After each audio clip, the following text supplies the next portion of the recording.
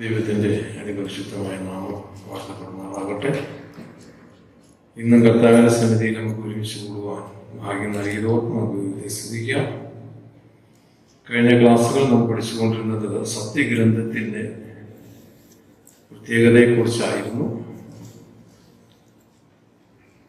ആ ഗ്രന്ഥം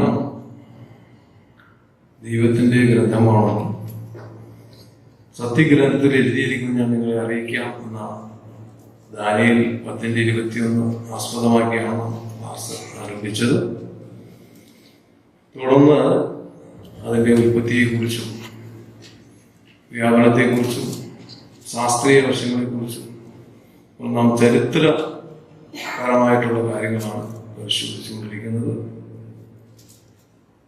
ഇതര മതഗ്രന്ഥങ്ങളിൽ നിന്നും ദൈവഗ്രന്ഥമായിരിക്കുന്ന വിശുദ്ധ ബൈബിളിന്റെ ശ്രേഷ്ഠത എന്ന് പറയുന്നത്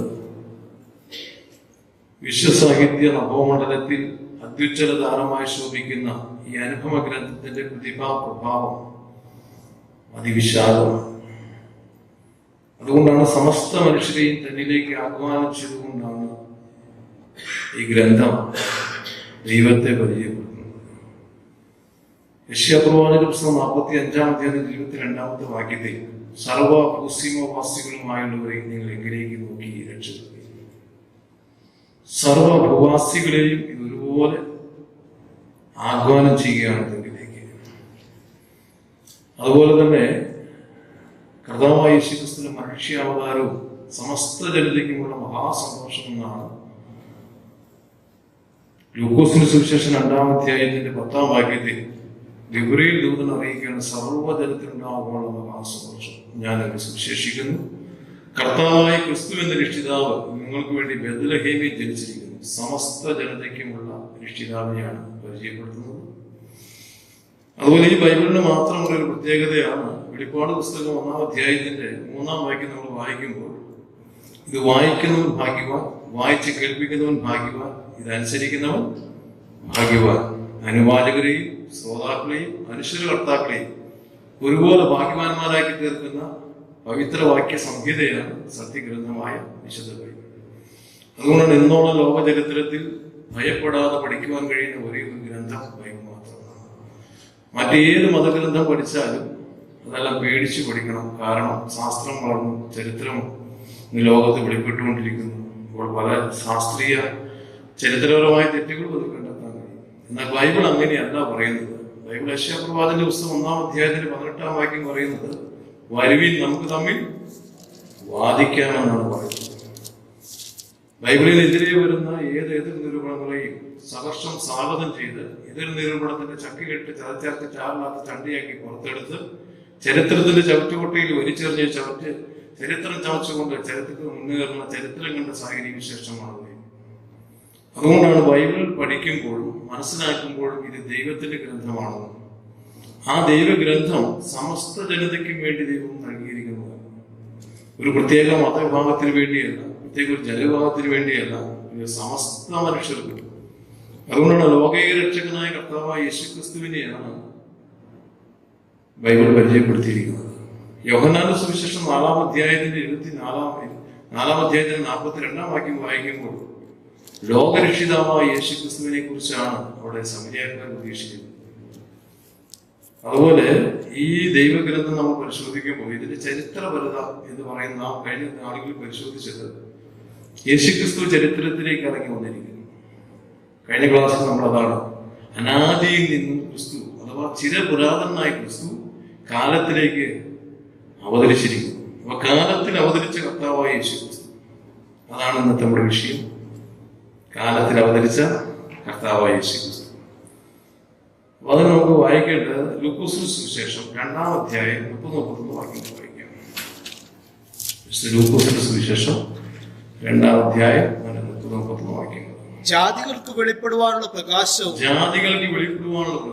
നിന്റെ ജനമായ ഇസ്രായേലിന്റെ മഹത്വവുമായി നീ സകല ജാതികളുടെ മുമ്പിൽ ഒരുക്കിയിരിക്കുന്ന നിന്റെ രക്ഷയെ എന്റെ കണ്ണ് കണ്ടുവല്ലോ. വയോധികനായിരിക്കുന്ന പരിശുദ്ധാത്മാവിൽ നിയോഗം പ്രാപിച്ച് ദൈവത്തിന്റെ ക്രിസ്തുവിനെ കണ്ടെത്താൻ ഒരിക്കലും പൂർണ്ണമായി അരുളപ്പാട് ലഭിച്ച ശിമയോനിപ്പോൾ യേശുക്കുഞ്ഞിനെ കൈകളിലേന്തി പറയുന്ന പ്രവചനമാണ് സർവ ജനത്തിനും അഥവാ ജാതികൾക്ക് വെളിപ്പെടുവാനുള്ള പ്രകാശം. ജാതികൾ എപ്പോഴും പ്രകാശം അന്വേഷിച്ചിരുന്നു. നമുക്കറിയാം, ജാതീയ ഗ്രന്ഥങ്ങൾ എടുത്ത് പരിശോധിച്ചാൽ 4 വേദങ്ങളും 6 ശാസ്ത്രങ്ങളും 18 പുരാണങ്ങളും ഉപപുരാണങ്ങളും സ്മൃതികളും ബ്രഹ്മാണ്ടങ്ങളും ആരണ്യങ്ങളും, അതുപോലെ ഭഗവത്ഗീത പരിശോധിച്ചാൽ 18 വാല്യങ്ങൾ ഭഗവത്ഗീത, 18 പർവ്വങ്ങളിൽ മഹാഭാരതം, അതുപോലെ 108 ഉപനിഷത്തുകളും പരിശോധിച്ചാൽ അതിൽ അവർ അന്വേഷിക്കുന്നത് തമസ്സോമാം ജ്യോതിർഗമയാണ്, ഇരുട്ടിൽ നിന്ന് പ്രകാശത്തിലേക്ക് നയിക്കുന്ന ദൈവം. ആ ദൈവത്തെയാണ് അവർ ആഗ്രഹിച്ചിരിക്കുന്നത്. ലോകം ഒന്നടക്കം പാപത്തിന്റെ അന്ധകാരത്തിൽ പെട്ടുപോയി.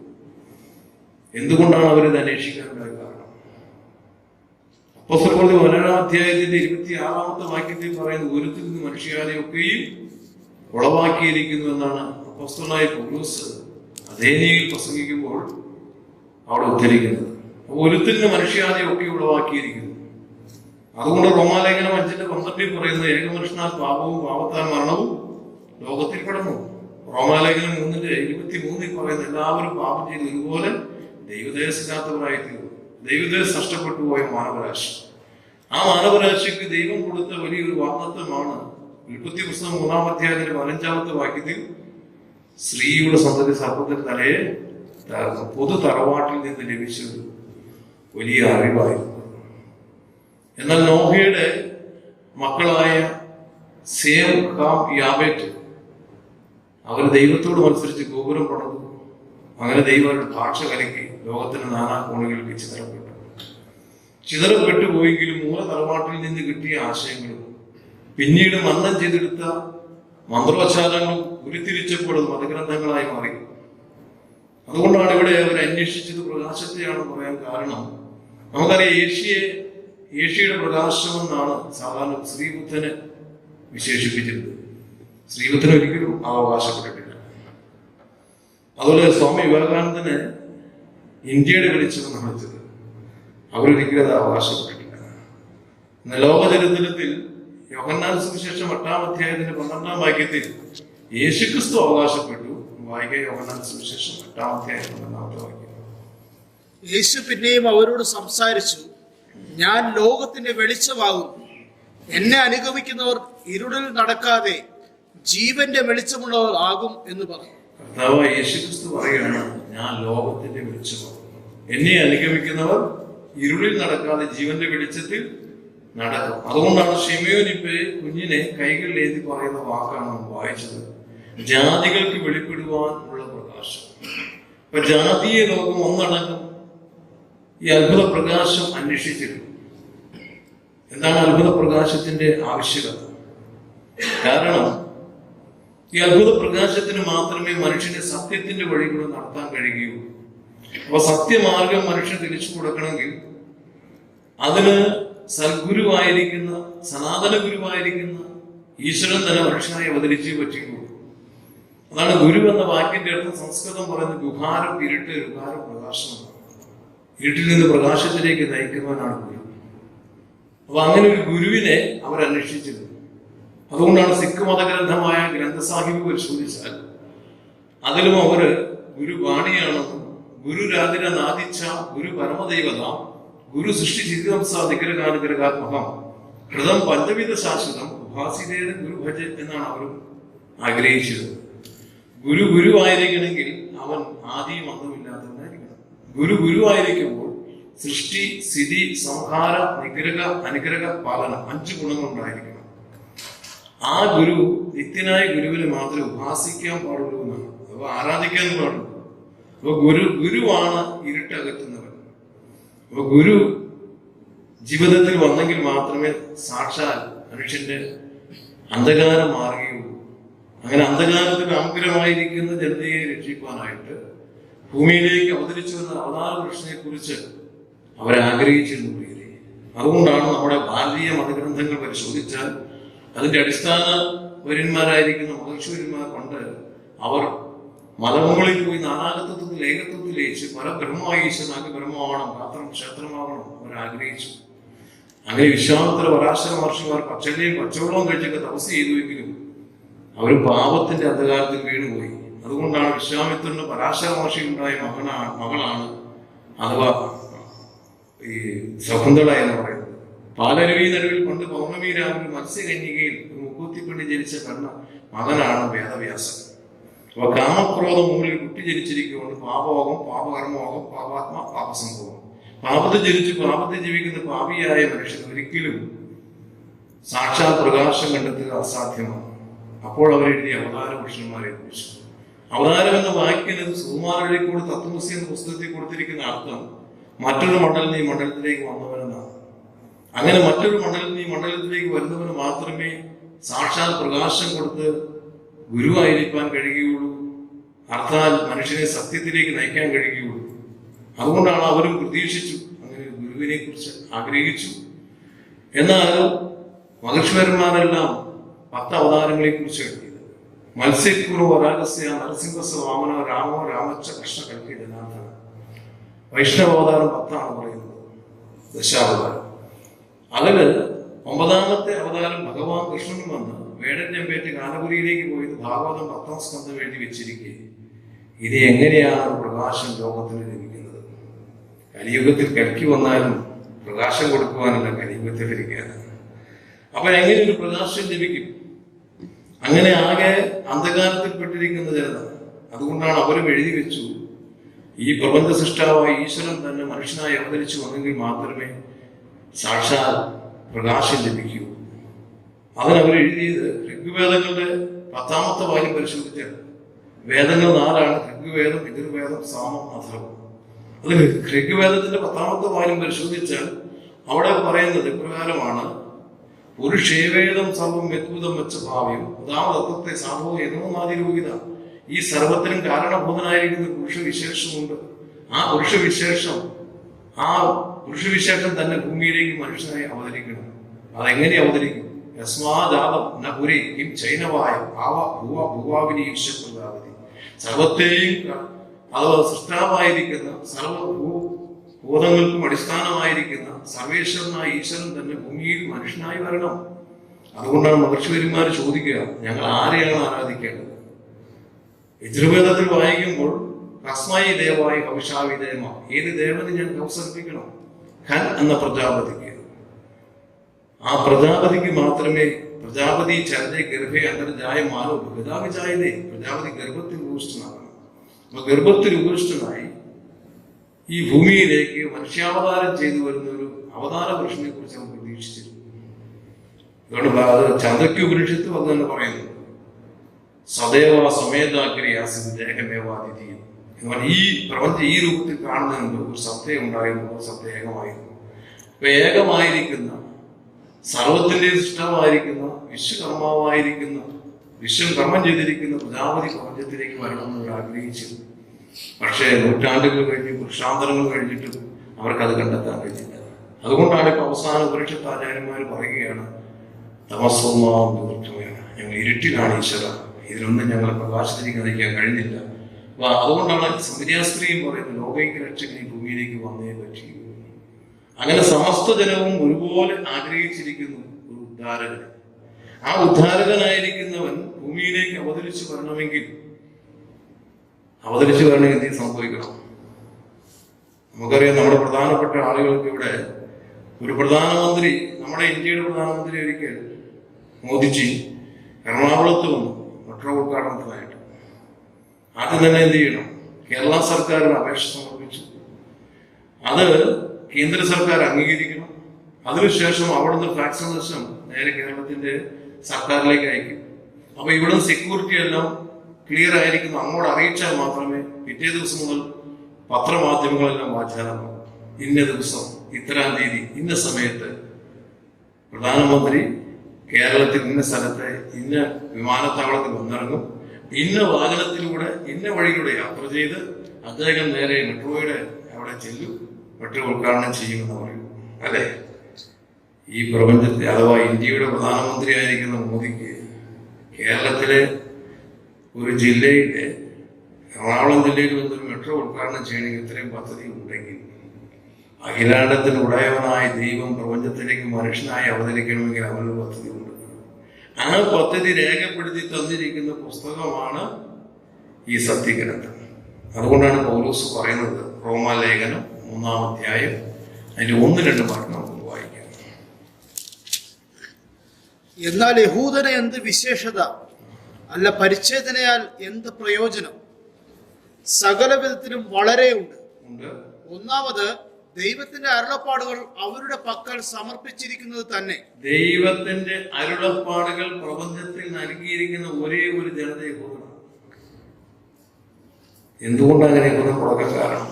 യഹൂദന്റെ പ്രത്യേകത എന്നാണ്? ദൈവത്തിന്റെ അരുളപ്പാട് എഴുതി സൂക്ഷിക്കാൻ ദൈവം തെരഞ്ഞെടുത്ത, ലോകത്ത് തെരഞ്ഞെടുത്ത് തനിക്കായി വേർതിരിച്ചതിന്റെ ജനതയാണ്. ഉൽപ്പത്തി പുസ്തകം 12-ാം അധ്യായത്തിൽ അബ്രഹാമിനെ വിളിച്ചു.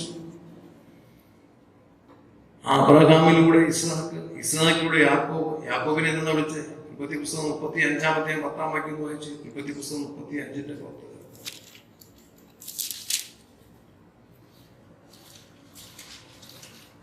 യാക്കോബ് പദ്ദൻഅരാമിൽ നിന്ന് വന്ന ശേഷം 35-ന്റെ 35-ന്റെ ദൈവം അവനോട്, നിന്റെ പേർ യാക്കോബ് എന്നല്ലോ, ഇനി നിനക്ക് യാക്കോബ് എന്നല്ല ഇസ്രായേൽ എന്ന് പേരായി. ഇസ്രായേലിനെ ദൈവം തെരഞ്ഞെടുത്തതിൽ ദൈവത്തിന് പദ്ധതിയുണ്ട്.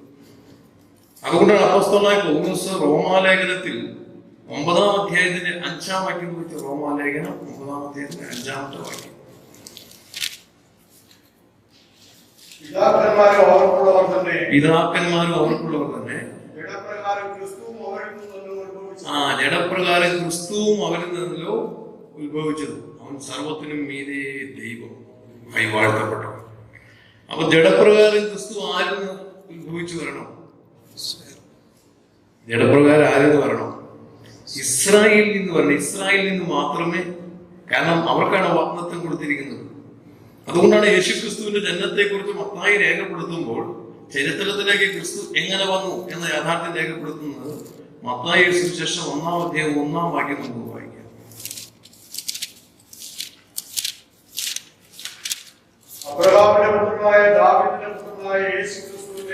അബ്രഹാമിന്റെ പുത്രനായ ദാവീദിന്റെ പുത്രനായ യേശുക്രിസ്തുവിന്റെ വംശാവലിയാണ് പറഞ്ഞിരിക്കുന്നത്. അപ്പൊ അബ്രഹാമിന്റെ പുത്രൻ ദാവീദിന്റെ പുത്രനായ യേശുക്രിസ്തുവിന്റെ വംശാവലി. അപ്പൊ യേശുക്രിസ്തു വരുന്നത് അബ്രഹാം ലോകത്തിൽ നിന്ന് തെരഞ്ഞെടുക്കപ്പെട്ട ഏക വ്യക്തിയായ അബ്രഹാമിൽ നിന്നും, അബ്രഹാമിന്റെ മകനായ ഇസ്ഹാക്കിലെ യാക്കോബിലെ ഇസ്രായേൽ എന്ന് വിളിക്കപ്പെടുകയും ആ ഇസ്രായേൽ 12 ഗോത്രങ്ങളിൽ യഹൂദാ ഗോത്രത്തിൽ അഥവാ ദാവീദ് രാജാവിന്റെ പരമ്പരയിൽപ്പെട്ട രാജകുലത്തിലായിരിക്കും ആര് വരുന്നത്? യേശുക്രിസ്തു വരുന്നത്. അതുകൊണ്ടാണ് രാജകുലത്തിൽ യേശുക്രിസ്തു വരും എന്ന കാര്യം എഴുതി വെച്ചിട്ടുണ്ടായിരുന്നു. അതാണ് പുസ്തകച്ചുരുൾ എന്നെ കുറിച്ച് എഴുതിയിരിക്കുന്നത്. ദൈവമേ നിന്റെ ഇഷ്ടം ചെയ്യുവാൻ ഞാൻ വരുന്നു. 40-ാം സങ്കീർത്തനം അതിന്റെ 7-ാം വാക്യം വായിക്കാം. എബ്രായ ലേഖനം 10-ാം അധ്യായത്തിന്റെ 7-ാം വാക്യം വായിക്കാം. അപ്പോൾ ഞാൻ പറഞ്ഞു, ഇതാ ഞാൻ വരുന്നു. പുസ്തക ചുരുളുകളിൽ എന്നെ കുറിച്ച് എഴുതിയിരിക്കുന്നു. പോലെ ഒരു അഖിലാണ്ടത്തിനുടയവനായ ദൈവം മനുഷ്യനായി ഭൂമിയിലേക്ക് അവതരിക്കുവാൻ തനിക്ക് തിരുപ്രസാദമായപ്പോൾ താൻ എവിടെ ജനിക്കും, എങ്ങനെ ജനിക്കും, ആരും ജനിക്കും, എങ്ങനെ പ്രവർത്തിക്കും, എങ്ങനെ സംസാരിക്കും, എങ്ങനെ മരിക്കും, എങ്ങനെ അടക്കപ്പെടും, എങ്ങനെ ഉയർത്തെഴുന്നേൽക്കും, എങ്ങനെ സ്വർഗ്ഗാരോഹണം ചെയ്യും, എങ്ങനെ സ്വർഗ്ഗത്തിൽ മടങ്ങി വരും, ഭൂമിയെ എങ്ങനെ ഭരിക്കും, നിത്യതയിൽ മനുഷ്യരോട് എങ്ങനെയായിരിക്കും, ഇത്യാദി കാര്യങ്ങളെല്ലാം നൂറ്റാണ്ടുകൾക്കപ്പുറത്ത്, വർഷാന്തരങ്ങൾക്കപ്പുറത്ത് ദൈവത്തിന്റെ പരിശുദ്ധാത്മാവിനാൽ തെരഞ്ഞെടുക്കപ്പെട്ട പ്രവാചകന്മാരോട് മുൻകൂട്ടി വാഗ്ദത്തം ചെയ്തതിന് പ്രകാരം. അതാണ് റോമാലേഖനം 1-ാം അധ്യായത്തിന്റെ 2-ാം വാക്യത്തിൽ പറയുന്നത്, ദൈവം തന്റെ പുത്രനും നമ്മുടെ കർത്താവുമായ യേശുക്രിസ്തുവിനെ കുറിച്ച് വിശുദ്ധ രേഖകളിൽ മുൻകൂട്ടി വാഗ്ദത്തം ചെയ്ത ദൈവത്തിന്റെ സുവിശേഷം. ഈ സുവിശേഷം ആലേഖനം ചെയ്തിരിക്കുന്ന സത്യഗ്രന്ഥമാണ് നമ്മുടെ കയ്യിലിരിക്കുന്ന ഗ്രന്ഥം. അതുകൊണ്ടാണ് ഇവിടെ അന്വേഷിച്ചെത്തിയതാരാ? ഈ വരാൻ പോകുന്ന വിശ്വകർമാവായിരിക്കുന്ന പ്രജാപതി അഥവാ രാജാവായിരിക്കുന്നവർ എവിടെ വരും? അന്വേഷിച്ചെത്തിയതാരാ? സമസ്ത ജനതയ്ക്കും ഒരു വലിയ ആരായം ഉണ്ടായത്. കാരണം കൊണ്ടാണ് യഹൂദനിൽ നിന്നും മാത്രമേ, യഹൂദന്റെ മശിഹായാണ് സാക്ഷാൽ ലോകരക്ഷിതാവെന്ന് അവർ വിശ്വസിച്ചിരുന്നു. അതാണ് സമരിയാസ്ത്രീ മശിഹ വരുമെന്ന് ഞങ്ങൾക്കറിയാം. അതുപോലെ സംഖ്യാപുസ്തകം 24-ാം അധ്യായത്തിന് 17-ാം വാക്യം വായിക്കുമ്പോൾ വായിച്ചാൽ സംഖ്യാപുസ്തകം 24-ാം അധ്യായത്തിന് 17-ാമത്തെ വാക്യം.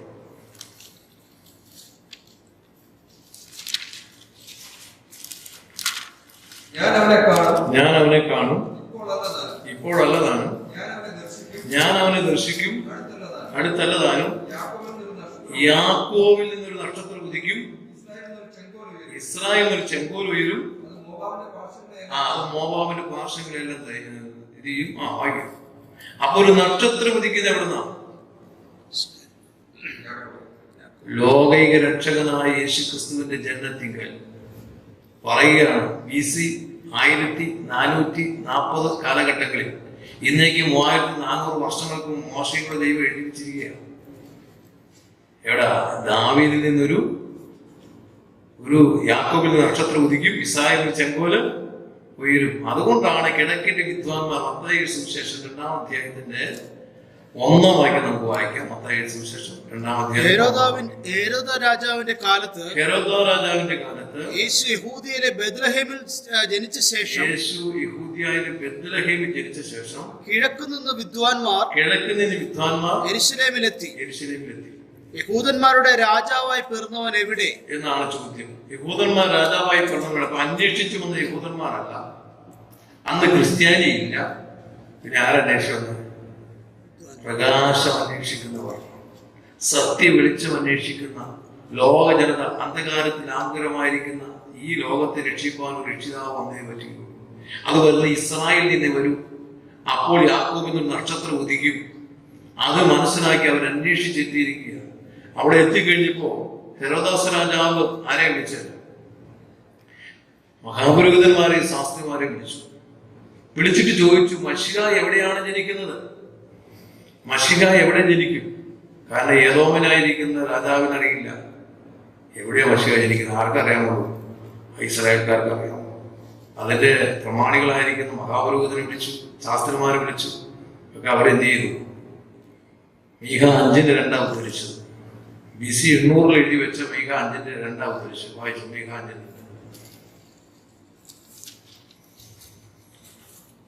നീയോ ബേത്ലഹേമേ ഭ്രാതേ,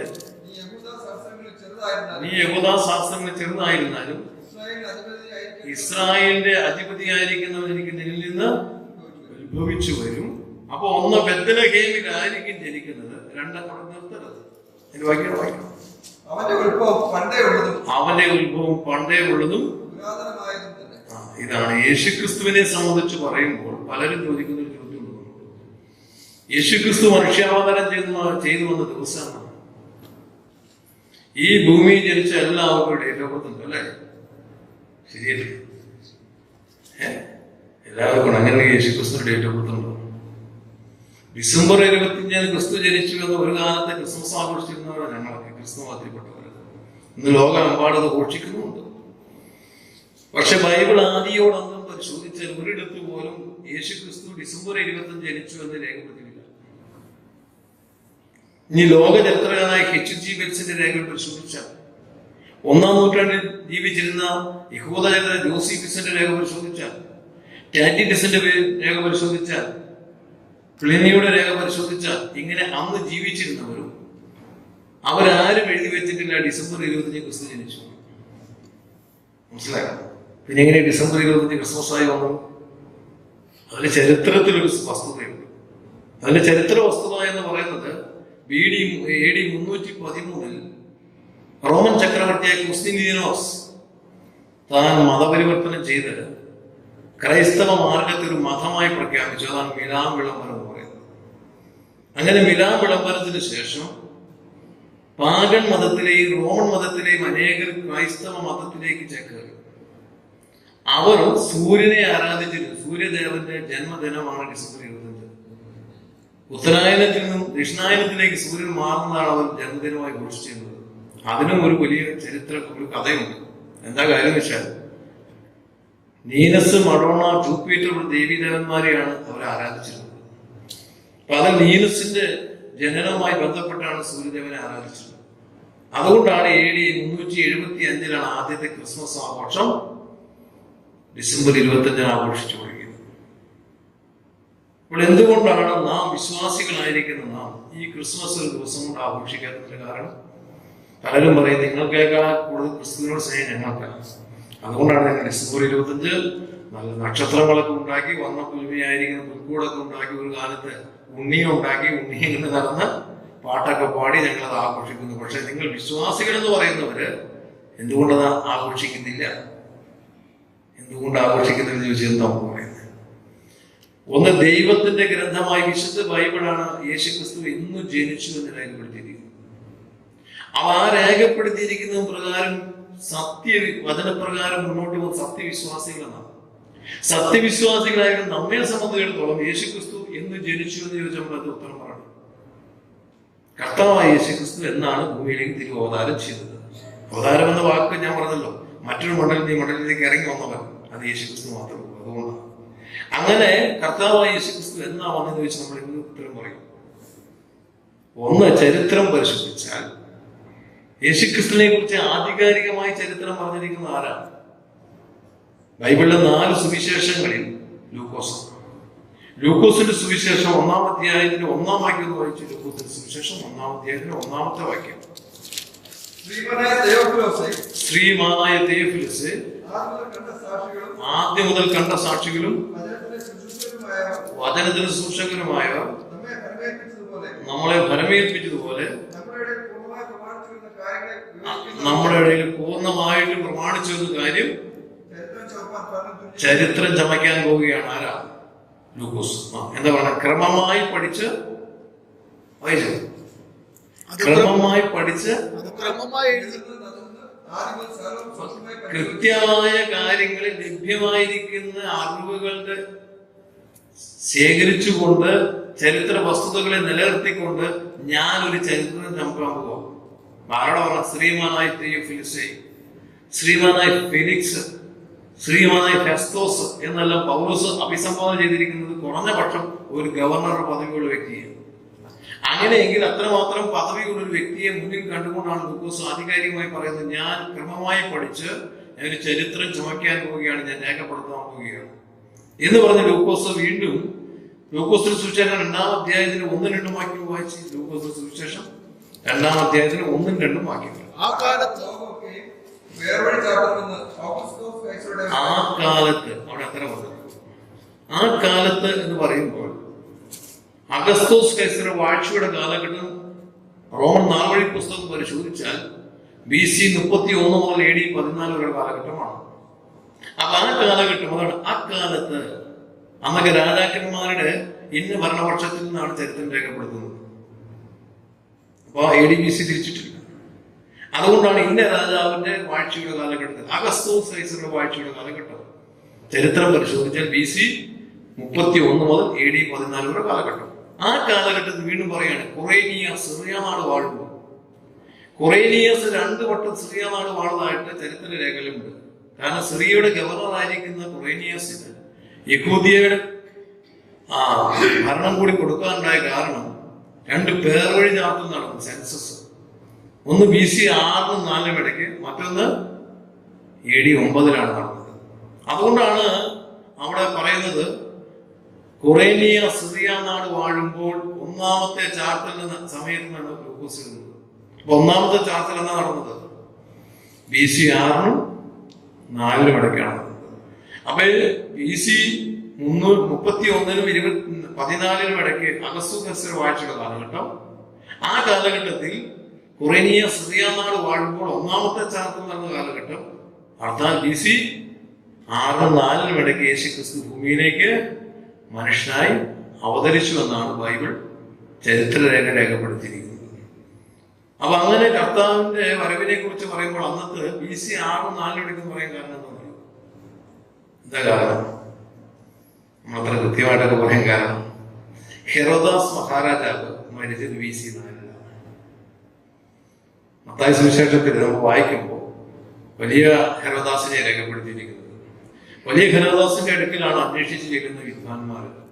അപ്പോൾ ഹെറോദാസ് പറഞ്ഞു, നിങ്ങൾ പോയി ശിശുവിനെ കണ്ടിട്ട് വന്ന് എന്നെ ഒന്ന് അറിയിക്കണം, എനിക്കും ഒന്നൊന്ന് നമസ്കരിക്കാൻ വേണ്ടിയാണോ അല്ലേ?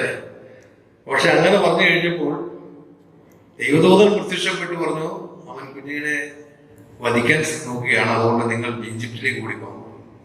എന്നാൽ അന്ന് 2 വയസ്സിന് താഴെ പ്രായമുള്ള എല്ലാ കുട്ടികളെയും വധിച്ചു. മത്തായി സുവിശേഷം 2-ാം അധ്യായത്തിന്റെ 40-ാം വാക്യം വായിക്കുമ്പോൾ അറിയാം, വലിയൊരു കൂട്ടക്കൊല തന്നെ അവിടെ നടന്നിട്ടുണ്ട്. അപ്പൊ ചരിത്രത്തിൽ നടന്ന ഒരു സംഭവമാണ് ക്രിസ്തുവിന്റെ ജന്മവുമായി ബന്ധപ്പെട്ട്. അതുപോലെ ക്രിസ്തുവിന്റെ ജന്മവുമായി ചരിത്രത്തിൽ ബന്ധപ്പെട്ട ഒരു കാര്യമാണ് ഈ വിദ്വാൻമാർ അന്വേഷിച്ച് അവിടെ എത്തിയപ്പോൾ ജെറുസലേം ആകെ ഭ്രമിച്ചു പോയി എന്നാണ് പറയുന്നത്. കേവലം 3 പേര് എന്നുണ്ടെങ്കിൽ പലരും മനസ്സിലാക്കി വെച്ചാണ് 3 പേര് രാജ്യത്തേക്ക് രാജകൊട്ടാരത്തിൽ ആരും ഭ്രമിച്ചു പോകും. അപ്പൊ വലിയൊരു ജനത തന്നെ അവരെ അനുഗമിച്ച് ചെന്നിട്ടുണ്ട്. വായിച്ച ഞാൻ പറഞ്ഞ ശരിയാണ്. മത്തായി സുവിശേഷം 2-ാം അധ്യായത്തിന്റെ 2 മുതൽ താഴോട്ട് വായിച്ചു. യഹൂദന്മാരുടെ രാജാവായി പിറന്നവനെവിടെ? ഞങ്ങൾ അവന്റെ നഷ്ടം കേട്ടു കണ്ടു, അവനെ നമസ്കരിക്കാൻ വന്നിരിക്കുന്നു പറഞ്ഞു. ഹെരോദാ രാജാവ് അത് കേട്ടിട്ട് അവനെ യെരൂശലേമൊക്കെ ക്ഷണിച്ചു. കണ്ടോ, അവനും ജെറുസലേമും ഭ്രമിച്ചു പോയി. അപ്പൊ ഒരു ജനാവലി തന്നെ അവിടുന്ന് കാൽനടയാത്രയായോ കുതിരപ്പുറത്തോ മറ്റെന്തെങ്കിലും വാഹനങ്ങളുടെ പുറത്തോ അവിടെ എത്തിയിട്ടുണ്ട്. ആ ജനം മൊത്തത്തിൽ മനസ്സിലായി യഹൂദന്മാർ രാജാവായി ഒരു പറഞ്ഞിട്ടുണ്ട്. ആ പറഞ്ഞിരിക്കുന്ന വ്യക്തി എവിടെയാണ് ജനിച്ചിരിക്കുന്നത്? ഞങ്ങൾ അവന്റെ ആത്മനക്ഷത്രം വാനമേഖലയിൽ കണ്ടു. നിഷേധിക്കാൻ ഏതോമിനായിരിക്കുന്ന കർമ്മദാസന് കഴിയില്ല. കാരണം എഴുതി വെച്ചിരുന്നത് ദൈവ തിരുവെഴുത്ത നിവൃത്തിയായേ പറ്റുകയുള്ളൂ. അതുകൊണ്ടാണ് അദ്ദേഹം പറഞ്ഞത് നിങ്ങൾ പോയി കണ്ട്. അവിടെ നമ്മൾ കാണുന്നുണ്ട് മത്തായി സുവിശേഷം 2-ാം അധ്യായത്തിന്റെ 10-ാം വാക്യം വായിക്കുമ്പോൾ അവർ ശിശുവിനെ അമ്മയായ മറിയോട് കൂടെ കണ്ട് അവന് പൊന്ന്, മൂര്, കുന്തിരിക്കം കാഴ്ചവെച്ചവനെ ആരാധിച്ചു, അവനെ നമസ്കരിച്ചു. എന്ന് പറഞ്ഞാൽ ദൈവത്തെ മാത്രമേ നമസ്കരിക്കാൻ പാടുള്ളൂ. അപ്പൊ ദൈവത്തെ നമസ്കരിച്ച് ക്രിസ്തുവിനെ നമസ്കരിച്ചു എന്ന് അവിടെ എഴുതി വെച്ചിരിക്കുന്നത്. രാജോചിതമായ നമസ്കാരം കൊടുത്തിരിക്കുകയാണ്. അങ്ങനെയെങ്കിൽ യേശു ക്രിസ്തു ജനിച്ചൊരു ഡേറ്റ് എന്തുകൊണ്ട് രേഖപ്പെടുത്താതെ? യേശു ക്രിസ്തു ജനിച്ച ഡേറ്റ് എന്തുകൊണ്ട് രേഖപ്പെടുത്തിയിട്ടില്ല? കാലം പറഞ്ഞു, കാലഘട്ടം പറഞ്ഞു. ഈ BC 6-4 ഇടയ്ക്ക് പറഞ്ഞു. എന്തുകൊണ്ടാ ദിവസം ഒരു ദിവസമാണ്? ന്യായമല്ലേ ചോദ്യം? നമ്മളോട് ചോദിക്കുന്ന ഒരു ചോദ്യം. എന്തുകൊണ്ടാണ്? അതൊരു ഉത്തരവുള്ളത് മീഖ 5:2 അവസാന ഭാഗം. അവന്റെ ജന്മം പണ്ടേ ഉള്ളതും പുരാതനമായതും തന്നെ എന്ന് പറഞ്ഞാൽ അവൻ അപ്പോൾ ഉണ്ടായതല്ല. അതുകൊണ്ടാണ് മത്തായി സുവിശേഷത്തില് ആ വംശാവലി എഴുതി വന്ന ശേഷം അതിന് 1:16 വായിച്ചു. യാക്കോബ് മറിയയുടെ ഭർത്താവായ യോസഫിനെ ജനിപ്പിച്ചു, അവളിൽ നിന്നും ക്രിസ്തു എന്ന പേരുള്ള യേശു ജനിച്ചു. യേശു ജനിച്ചു. മറ്റെല്ലാം ജനിപ്പിച്ചു ജനിപ്പിച്ചു ജനിപ്പിച്ചു എന്ന് പറഞ്ഞിട്ട് പറയാം. അവളിൽ നിന്ന് യേശു ജനിച്ചു. അപ്പൊ അവന്റെ ജന്മം പണ്ടേ ഉള്ളതും പുരാതനമായതുമാണ്. അതുകൊണ്ട് മനുഷ്യന്റെ കണക്കിൽ അഥവാ കാലം എന്ന വാഞ്ചയിൽ ഒതുക്കി നിർത്താൻ കഴിയില്ല. എന്താ കാരണം? അവൻ അനന്തതയിൽ സാന്തതയിലേക്ക് ഇറങ്ങി വന്നു. അല്പകാലയും കാലത്തിൽ കഴിഞ്ഞു, വീണ്ടും കാലാതിലേക്ക് കയറിപ്പോയി, വീണ്ടും കാലത്തിലേക്ക് മടങ്ങി വരും. ഇവനെ കാലത്തിൽ ഒതുക്കാൻ പറ്റും? അവനൊരു ദിവസം ഉണ്ടായവനാണോ? അല്ല. ദൈവത്തിന്റെ മനുഷ്യാവതാരമായിരിക്കുന്ന ക്രിസ്തു ഈ ഭൂമിയിലേക്ക് കടന്നു വന്നവനാണ്. ഇത് നമ്മളാരും പറഞ്ഞതില്ല, യേശു ക്രിസ്തു നമ്മുടെ കാര്യമാണ്. യോഹന്നാന്റെ സുവിശേഷം 3-ാം അധ്യായത്തിന്റെ 13-ാം വാക്യം വായിച്ചു. യോഹന്നാൻ എഴുതിയ സുവിശേഷം 3-ാം അധ്യായത്തിന്റെ 13-ാമത്തെ വാക്യം. സ്വർഗത്തിൽ ഇറങ്ങി വന്നവനായി സ്വർഗത്തിൽ ഇരിക്കുന്നവനായ മനുഷ്യർക്കെന്നല്ലാതെ ആരും സ്വർഗത്തിൽ കയറിയിട്ടില്ല. സ്വർഗത്തിൽ നിന്ന് ഇറങ്ങി വന്നവനായി സ്വർഗത്തിൽ ഇരിക്കുന്നവനായി മനുഷ്യപുത്രനല്ലാതെ ആരും സ്വർഗത്തിൽ. അതിന്റെ അർത്ഥം എന്താ? യേശുക്രിസ്തു ആരാണെന്നാ? സ്വർഗത്തിൽ നിന്ന് ഇറങ്ങി വന്നവൻ, സ്വർഗത്തിൽ നിന്ന് ഇറങ്ങി വന്നവനായി സ്വർഗത്തിൽ ഇരിക്കുന്നവൻ മനുഷ്യപുത്രനല്ലാതെ സ്വർഗത്തിൽ. സർവവ്യാപിയായ ദൈവമാണ്. അവൻ ഭൂമിയിലുള്ളപ്പോൾ തന്നെ എവിടെയുണ്ട്? സ്വർഗത്തിലുമുണ്ട്. അപ്പൊ സർവ്വവ്യാപിയായിരിക്കുന്ന ദൈവം തന്റെ സൃഷ്ടിയെ സന്ദർശിക്കുവാനും വേണ്ടി ഭൂമിയിലേക്ക് കടന്നു വന്നപ്പോൾ അവനൊരു ദിവസത്തിൽ ഒതുക്കാൻ പറ്റുമോ? ഒരിക്കലും സാധ്യമല്ല. അതുകൊണ്ടാണ് ഡേറ്റ് രേഖപ്പെടുത്താത്തതിന്റെ കാരണം. കാരണം ഒരു ഡേറ്റിൽ ഒതുങ്ങുന്നതല്ല. അബ്രഹാം ലിങ്കൻ ജനിച്ചു, ജീവിച്ചു, മരിച്ചു. മഹാത്മാഗാന്ധി ജനിച്ചു, ജീവിച്ചു, മരിച്ചു. പക്ഷെ യേശുക്രിസ്തുവിനെ സംബന്ധിച്ച് ചരിത്രം എഴുതുന്ന അവൻ മരിച്ചു, അടക്കപ്പെട്ടു, 3-ാം നാൾ ഉയർത്തെഴുന്നേറ്റു. അവൻ എന്ത് ചെയ്തു? സ്വർഗ്ഗാരോഹണം ചെയ്തു. അവൻ പറഞ്ഞു ഞാൻ പോയതുപോലെ തന്നെ വീണ്ടും മടങ്ങി വരും. അപ്പൊ ചരിത്രത്തിൽ ഒതുക്കി നിർത്തുവാൻ കഴിയാത്ത, ചരിത്രത്തിലേക്ക് ഇറങ്ങി വന്ന ചരിത്ര പുരുഷനാണ് നമ്മുടെ കർത്താവായ യേശുക്രിസ്തു. അതുകൊണ്ടാണ് യേശുക്രിസ്തുവിനെ സംബന്ധിച്ച് പറയുമ്പോൾ എന്തുകൊണ്ട് അവന് മാനുഷിക വംശാവലി എഴുതിയത്? ന്യായമായ ഒരു ചോദ്യമല്ലേ? ഒരു മാനുഷിക വംശാവലിയിൽ തന്നെ ക്രിസ്തുവിനെ എന്തുകൊണ്ട് ചരിത്രത്തിൽ രേഖപ്പെടുത്തണം? കാരണം ക്രിസ്തുവിൽ രണ്ട് വ്യക്തിത്വങ്ങളെ ലോകത്തിൽ വെളിപ്പെടുത്തുന്നത്. യെശയ്യാപ്രവാചകന്റെ പുസ്തകം 9-ാം അധ്യായത്തിന്റെ 6-ാം വാക്യം നമുക്ക് വായിക്കാം. യെശയ്യാപ്രവാചകന്റെ പുസ്തകം 9-ാം അധ്യായത്തിന്റെ 6-ാം വാക്യം. നമുക്ക് ഒരു ശിശു ജനിച്ചിരിക്കുന്നു, നമുക്കൊരു ശിശു ജനിച്ചിരിക്കുന്നു. മനുഷ്യത്വം പറയുക. നമുക്ക് ഒരു മകൻ നൽകപ്പെട്ടിരിക്കുന്നു, നമുക്കൊരു മകൻ നൽകപ്പെട്ടിരിക്കുന്നു. ആധിപത്യം അവന്റെ തോളിലിരിക്കും, ആധിപത്യം അവന്റെ തോളിലിരിക്കും. അവൻ അത്ഭുത മന്ത്രി, അവൻ അത്ഭുത മന്ത്രി, വീരനാം ദൈവം, ദൈവം, നിത്യപിതാവ്, സമാധാന പ്രഭു എന്ന് പേർ വിളിക്കപ്പെടും. അപ്പോൾ നമുക്കൊരു ശിശു ജനിച്ചിരിക്കുന്നു. അതുകൊണ്ടാണ് റോമാലേഖനം 1-ാം അധ്യായത്തിന് 5-ാം വാക്യം നമുക്ക് വായിക്കാം. റോമാലേഖനം 1-ാം അധ്യായത്തിന് 5-ാമത്തെ വാക്യം. ജഡം സംബന്ധിച്ച് ദാവീദിന്റെ സന്തതി ജനിക്കുകയും, ജഡം സംബന്ധിച്ച് ദാവീദ് ജനിച്ചു. അതൊരു വിഷയമാണ്. ജഡം സംബന്ധിച്ച് അവിടെ ജഡം സംബന്ധിച്ച് ദാവീദിന്റെ സന്ധി ജനിച്ചു എന്ന് പറയുമ്പോൾ ഈ ജഡസംബന്ധമുള്ള ജനനം എങ്ങനെയാണ് നടന്നത്? എങ്ങനെ ജഡസംബന്ധമായ ജനനം നടന്നത്? അത് നമ്മൾ എപ്പോഴും മനസ്സിലാക്കിയിരിക്കണം. കാരണം അപ്പോസ്തലനായ പൗലോസ് എപ്പോഴും സുവിശേഷം പ്രഘോഷിക്കുന്ന സ്ഥലങ്ങളിലെല്ലാം പറഞ്ഞൊരു കാര്യമുണ്ട്. സുവിശേഷം എങ്ങനെ പ്രസംഗിക്കുന്ന പൗലോസ് പറഞ്ഞു. സുവിശേഷം എങ്ങനെ പ്രസംഗം? തീമോഥെയോസിന്റെ 2-ാം ലേഖനം 2-ാം അധ്യായം 8-ാം വാക്യത്തിൽ പോലെ ദാവീദിന്റെ സന്തതിയായി ജനിച്ച് മരിച്ചിട്ട് ഉയർത്തെഴുന്നേറ്റ യേശുക്രിസ്തുവിനെ കൊടുത്തു. അതാകുന്നു ഞങ്ങളുടെ സുവിശേഷം. സുവിശേഷത്തിന്റെ സാഗര സത്ത എന്ന് പറയുന്നത് യേശുക്രിസ്തുവിന്റെ ജനനം എങ്ങനെയായിരുന്നു എന്ന യാഥാർത്ഥ്യമാണ് വെളിപ്പെടുത്തുന്നത്. അതുകൊണ്ടാണ് ജഡസന്ധി ദാവീദ് ജനിച്ചു. എങ്ങനെ ജനിച്ചു? അതുകൊണ്ട് ജോസഫിന് വിവാഹ നിശ്ചയം ചെയ്തിരുന്ന മറിയിൽ നിന്ന് തന്നെ ആര് ജനിക്കണം? യേശുക്രിസ്തു ജനിക്കണം. എങ്ങനെ ജനിക്കണം? കന്യക ഗർഭിണിയായാലും അതിനെ പ്രസവിക്കും. യെശയ്യാപ്രവാചകന്റെ പുസ്തകം 7-ാം അധ്യായം 14-ാം വാക്യം. അസംഭവ്യമായിരിക്കുന്ന ഒരു സംഭവം ചരിത്രത്തിൽ നിറവേറിയേ പറ്റുകയുള്ളൂ. അതുകൊണ്ടാണ് മറിയയോട് പറയുന്നത്, അഥവാ വിവാഹ നിശ്ചയം ചെയ്ത സ്ത്രീരത്നത്തിലാണ് യേശുക്രിസ്തു മനുഷ്യാവതാരം ചെയ്യുവാനായിട്ട് ദൈവത്തിന്റെ സ്ഥിതി പ്രസാദമായത്. എന്താ കാരണം? ഇത് വിവാഹ നിശ്ചയം കഴിഞ്ഞ കുടുംബത്തിൽ തന്നെ എനിക്ക് കാരണം ഏതെങ്കിലും ഒരു കന്യകയിലൊക്കെ ജനിച്ചാൽ പോലെ. എന്താ അതിന്റെ കാരണം അറിയൂ? ഒരു കാര്യമുണ്ട് സഹോദരന്മാരെ, ഭൂമിയിൽ ദൈവം സ്ഥാപിച്ച പവിത്രമായ ബന്ധമാണ് കുടുംബബന്ധം. ആ ബന്ധത്തിലൂടെ ദൈവം പ്രപഞ്ചത്തിലെ വലിയ സത്യം വെളിപ്പെടുത്തുകയായിരുന്നു. എന്താ വെളിപ്പെടുത്തി? എഫെസ്യർ പൗലോസ് സാക്ഷ്യം പറയുന്നു. എല്ലാ കല്യാണത്തിനും പ്രസംഗത്തിനും പറയുന്നുണ്ട് അല്ലേ? കാരണം ഈ ഭൂമിയിലെ ഏറ്റവും പവിത്രമായി ദൈവസ്നേഹം അനുഭവിക്കാൻ ദൈവം സൃഷ്ടിച്ചതാണ്, അഥവാ സൃഷ്ടിച്ചാക്കി വെച്ചതാണ് കുടുംബം. അതുകൊണ്ടാണ് ആദാമിന്റെ വാരിയിലെടുത്ത് മാംസം പിടിപ്പിച്ച് ഹവ്വായെ സൃഷ്ടിച്ചത്. കുടുംബം ഉണ്ടായി ഇമ്പമാണ് കുടുംബം. ഈ കുടുംബം എന്താ കാണിക്കുന്നത്? പൗലോസിന്റെ എഫെസ്യരിൽ പറയുന്ന 5-ാം അധ്യായത്തില് ക്രിസ്തു എന്ന ഏകപുരുഷന് നിങ്ങളെ നിർമ്മല കന്യകയെ വിവാഹം നിശ്ചയം.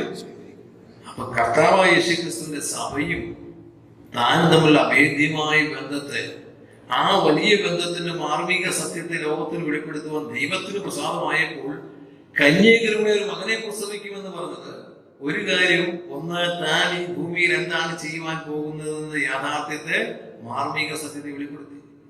2, ഈ ദാവീദിന്റെ സന്തതി പരമ്പരയിൽ തന്നെ വരണം. അതുകൊണ്ടാണ് ജോസഫിന് വിവാഹം നിശ്ചയിച്ച മറിയിൽ തന്നെ വരുന്നത്. അങ്ങനെ മറിയുടെ എഴുന്ന് വരുമ്പോൾ അവിടെയും നമുക്കൊരു ചോദ്യം ചോദിക്കും, മറിയ പാപിയാണോ? മറിയ പാപിയാണോ? അതോ കത്തോലിക്ക സഭ പഠിപ്പിക്കുന്നത് അമലോത്ഭവയാണ്, ഉത്ഭവമില്ലാത്താണോ?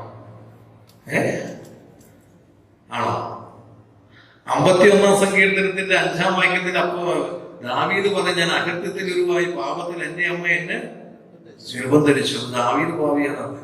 അപ്പൊ ദാവീദ് കുലത്തിൽ ജനിച്ച മറിയയും പാപിയാണ്. അങ്ങനെ മറിയ പാപിയാണെങ്കിൽ മറിയയിൽ നിന്ന് യേശുക്രിസ്തുവിന് ജനിച്ചാൽ പാപിയായി പോലെ. ഞാൻ പറഞ്ഞല്ലേ, യോബിന്റെ പുസ്തകം 14-ാം അധ്യായത്തിന്റെ 1-ാം വാക്യത്തിൽ പറഞ്ഞ അശുദ്ധി ജനിച്ച വിശുദ്ധനുണ്ടോ? ഒരുത്തരും ഇല്ല. സ്ത്രീ പ്രസവിച്ചവര് വിശുദ്ധനില്ല എന്ന് പറഞ്ഞു. അപ്പൊ പിന്നെ മറിയ എങ്ങനെ പ്രസവിച്ച ക്രിസ്തുവിനെ? അതാണ് നമുക്ക് മനസ്സിലാക്കിയിരിക്കുന്നത്. അപ്പൊ എങ്ങനെ പ്രസവിച്ചു? അതുകൊണ്ടാണ് യെരമ്യാവിന്റെ പ്രവചനം 31-ാം അധ്യായത്തിന്റെ 22-ാമത്തെ വാക്യം. യെരമ്യാവിന്റെ പ്രവചനം 32-ാം അധ്യായത്തിന്റെ 31-ന്റെ 22. വിശ്വാസത്യാഗിനിയായ മകളെ, ആ, നീ എത്രത്തോളം ഉഴന്നു നടക്കും. ആ. യഹോവ ദേശത്തൊരു പുതുമ സൃഷ്ടിക്കും. യഹോവ ദേശത്തൊരു പുതുമ സൃഷ്ടിക്കാൻ പോയി. ഇന്ന് വരെ സംഭവിക്കാത്തൊരു സംഭവം യഹോവ സൃഷ്ടിക്കാൻ പോവാ. യഹോവ ചെയ്യുക, ദൈവം ചെയ്യാൻ എന്താ? സ്ത്രീ പുരുഷനെ ചുറ്റി പരിപാലിക്കും. സ്ത്രീ പുരുഷനെ ചുറ്റി പരിപാലിക്കുന്നു. ഒരു സ്ത്രീയിൽ നിന്നും സ്ത്രീയുടെ പരിപാലനം ഉണ്ടാകുന്നു. ആ യഹോവ പുതുമ സൃഷ്ടിക്കുക. എന്താ പുതുമ? അതാണ് ഈ എബ്രായ ലേഖനം 10-ാം അധ്യായത്തിന്റെ 5-ാം വാക്യത്തിലും 40-ാം സങ്കീർത്തനത്തിന്റെ അതിന്റെ 9-ാം വാക്യത്തിലും പറയുന്നത് എന്താ? നീ എനിക്കൊരു ശരീരം ഒരുക്കി തന്നിരിക്കുന്നു. അപ്പൊ ദൈവത്താൽ ഒരുക്കപ്പെട്ട ശരീരം. അതുകൊണ്ടാണ് മറിയയുടെ അടുക്കൽ ചെന്ന് ഗബ്രിയേൽ ദൂതൻ പറയുക, മറിയം എന്നിട്ട് ദൈവത്തിന്റെ കൃപ ലഭിച്ചിരിക്കുന്നു. ലൂക്കോസ് 1:28. ഇതെന്തോ ഒരു വന്ദനം. കർത്താവ് നിന്നോട് കൂടെ ഉണ്ട്. നീ ഗർഭം ധരിച്ചൊരു മകനെ പ്രസവിക്കും. അവനെ യേശു എന്ന് പേരിടണം. അവൻ അത്യുന്നത പുത്രൻ എന്ന് വിളിക്കപ്പെടും. ദാവീദിന്റെ സിംഹാസനം അവന് കൊടുക്കും. കർത്താവായ ദൈവം ദാവീദിന്റെ സിംഹാസനം അവന് കൊടുക്കും. അവൻ എന്നേക്കും രാജാവായിരിക്കും. ഇസ്രായേലിന്റെ രാജാവ് തന്നെയായിരിക്കുമെന്ന് പ്രഖ്യാപിക്കുന്നത്. അപ്പൊ മറിയ ചോദിച്ചു, ഞാൻ പുരുഷനെ അറിയുകയില്ല, എങ്ങനെ സംഭവിക്കും? ഞാൻ പുരുഷനെ അറിഞ്ഞിട്ടില്ല. ജോസഫ് വിവാഹ നിശ്ചയം കഴിഞ്ഞിട്ടുള്ളൂ, എങ്ങനെ സംഭവിക്കും? അപ്പോൾ ലൂക്കോസ് 1:34 പറയുകയാണ്, 35 പരിശുദ്ധാത്മ നിന്റെ മേൽ വരും, അത്യുന്നത ശക്തി നിന്റെ മേൽ നിഴലിടും. അപ്പോൾ ഉത്ഭവിക്കുന്ന വിശുദ്ധ പറഞ്ഞ ദൈവത്തിൽ നിന്ന് വിളിക്കപ്പെടും. പിതാവിന്റെ ശക്തിയാൽ പരിശുദ്ധാത്മാവിനാൽ വചനം ശരീരമായി തീർന്നു. യോഹന്നാൻ 1:14 പറയും, വചനം ശരീരമായി തീർന്നു. അങ്ങനെ ശരീരമായി തീർന്ന ദൈവത്താൽ ഒരുക്കപ്പെട്ട ആ ശരീരം മറിയയുടെ ഉള്ളത്തിൽ ഉരുവായി. ആരാ പറഞ്ഞത്? മത്തായി സുവിശേഷം 1-ാം അധ്യായം 20-ാം വാക്യം വായിക്കാം. മത്തായി സുവിശേഷം 1-ാം അധ്യായം 20-ാമത്തെ വാക്യം.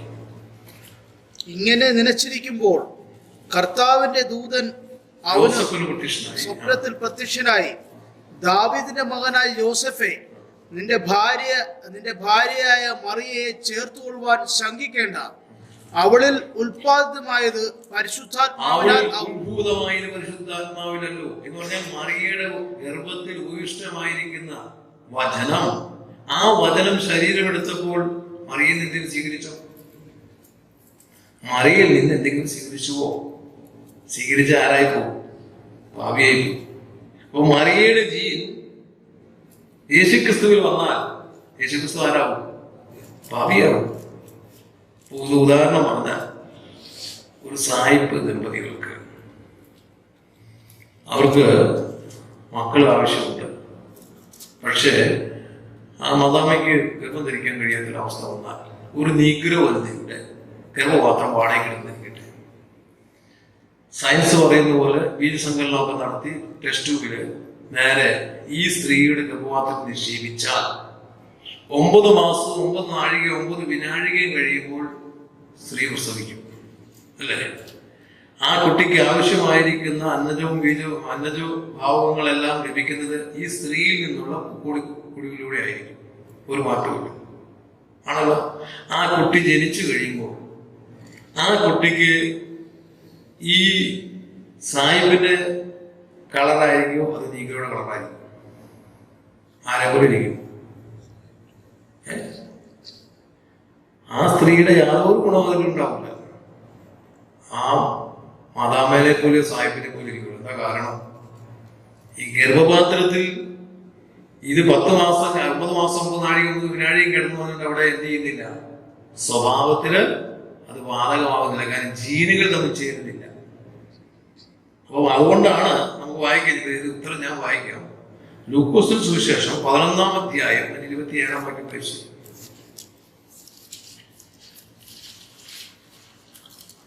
ഇത് പറയുമ്പോൾ പുരുഷാരത്തിൽ ഒരു സ്ത്രീ ഉച്ചത്തിൽ അവനോട്, നിന്നെ ചുമന്ന ഉദരവും നീ കുടിച്ച മുലയും ഭാഗ്യമുള്ളതായെന്ന് പറഞ്ഞു. കേട്ടോ, യേശുക്രിസ്തുവിനെ പ്രസവിച്ച മാതാവിനെ പുകഴ്ത്തിക്കൊണ്ട് ഒരു സ്ത്രീ പറയുകയാണ്, നിന്നെ ചുമന്ന ഉദരവും നീ കുടിച്ച മുലയും ഭാഗ്യമുള്ളവ. അപ്പൊ യേശുക്രിസ്തുവിന് മറുപടി എന്താ? അല്ലല്ല, ദൈവത്തിന്റെ കേട്ട് പ്രമാണിക്കുന്നവർ അത്രേ ഭാഗ്യവാൻ. അപ്പൊ എന്തുകൊണ്ടാണ് അങ്ങനെ പറയുന്നത്? ആ സ്ത്രീ പുരുഷനെ ചുറ്റി പരിപാലിക്കും എന്ന് പറഞ്ഞാൽ മറിയയുടെ ഉള്ളത്തിൽ യേശുക്രിസ്തു കിടന്ന് 9 മാസം 9 നാഴിക 9 വിനാഴികയും അവിടെ കഴിഞ്ഞുവെന്ന് വിചാരിച്ച് മറിയയുടെ പാപമോ മാനുഷികമായിരിക്കുന്ന പാപം ഒരിക്കലും ക്രിസ്തുവിലേക്ക് ബാധിക്കുന്നില്ല. കാരണം എന്തുകൊണ്ടാണ്?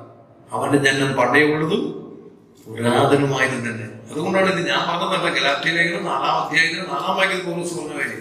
ഗലാത്യ ലേഖനം 4-ാം അധ്യായത്തിന് 4-ാമത്തെ വാക്യം. എന്നാൽ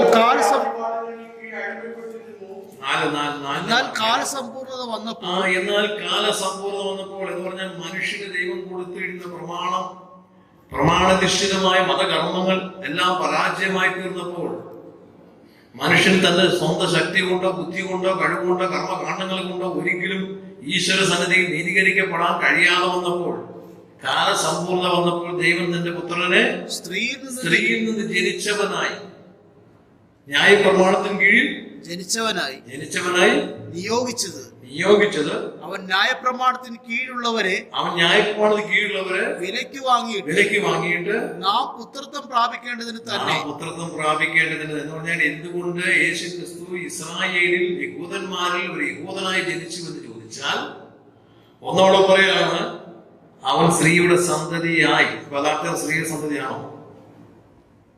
യഥാർത്ഥത്തിൽ യേശു ക്രിസ്തു സ്ത്രീയുടെ സന്തതിയാണോ? സ്ത്രീയുടെ സന്തതിയായി. അങ്ങനെയാണ്. എന്താണ് പറയാൻ കാരണം? അതുകൊണ്ടാണ് കർത്താവിന്റെ വചനം തന്നെ നോക്കാം. നമുക്ക് മത്തായി സുവിശേഷം 11-ാം അധ്യായത്തിന്റെ 11-ാം വാക്യം വായിക്കാം. മത്തായി സുവിശേഷം 11-ാം അധ്യായത്തിന്റെ 11-ാമത്തെ വാക്യം. സ്ത്രീകളിൽ നിന്ന് ജനിച്ചവരിൽ യോഹന്നാൻ സ്നാപകനേക്കാൾ വലിയവൻ ആരും എഴുന്നേറ്റിട്ടില്ല. അപ്പൊ യേശുക്രിസ്തുവിനായിരുന്നു ജനിച്ചത്. യേശുക്രിസ്തുവിന്റെ വാക്കുകൾ, സ്ത്രീയിൽ നിന്ന് ജനിച്ചവരിൽ വെച്ച് സ്നാപകനേക്കാൾ വലിയവനാരും യേശുക്രിസ്തു ആയിരുന്നു ജനിച്ചത്. അതുകൊണ്ട് യേശുക്രിസ്തു മനുഷ്യാവതാരം എന്ന് തന്നെ പറയാൻ കാരണം, അവൻ സ്ത്രീയിൽ നിന്ന് ജനിച്ചവനായി, ന്യായപ്രമാണത്തിന് കീഴിൽ ജനിച്ചവനായി. അവനെ ജനിപ്പിച്ചതല്ല, ജനിച്ചവനായി. അവൻ ഈ ഭൂമിയിലേക്ക് അവതരിച്ചു വന്നപ്പോൾ അവനെ വിളിച്ച് വിളിയല്ല.